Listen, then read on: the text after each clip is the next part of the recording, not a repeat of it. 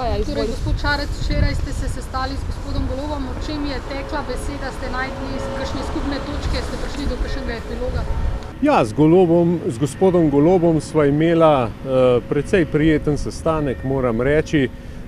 Nisva govorila o nobenih konkretnih zadevah. Povedal je, da bo se začel strankarsko udejstvovati in pač sva se pogovarjala o tem, kako bomo peljali naše nadaljne sodelovanje, ker seveda so možnosti za sodelovanje in zagotovo je skupni cilj, da ta vlada odide in da po novih volitvah nimamo še enkrat te vlade. To je naš skupni cilj in tako moramo tudi delovati. Je pa res, da je za LMŠ pomembno, kot je napisano v sporazumu KUL-a, tistih 10 točk, in nam se zdi to pomembno.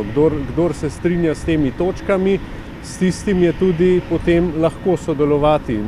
Izjemno pomembno je tudi zlasti v luči predloga zakona o krajših zastaralnih rokih, da bo nova vlada resnično pripravljena obračunati s korupcijo, ki se je nabrala sedaj tekom mandata, in da bo nova vlada se držala zavez ljudem, da bo vse te zadeve razčistila, in kdor se pač s tem ne strinja, s tistim je težje sodelovati ali pa ki je še podpiral. Tako da take stvari sva tudi se pogovarjala.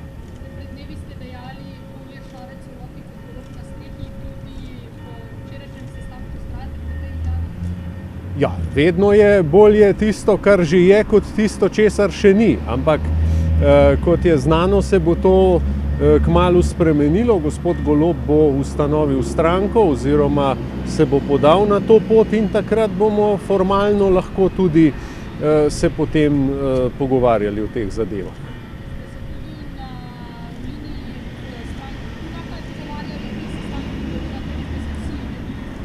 Ja, kot sem rekel, za nas vse je pomembno, da ne samo gospod Golob, tudi katera druga stranka, ki bi se želela pridružiti oziroma sodelovati z nami, da spoštuje teh 10 zavez, ki jih imamo v sporazumu KUL-a. To pa pomeni te vrednote, za katere se zavzemamo, in kot sem rekel, za nas je najpomembnejše, da se razveljavijo vsi sporni zakoni, ki so bili sprejeti zdaj, in da se razčisti s korupcijo.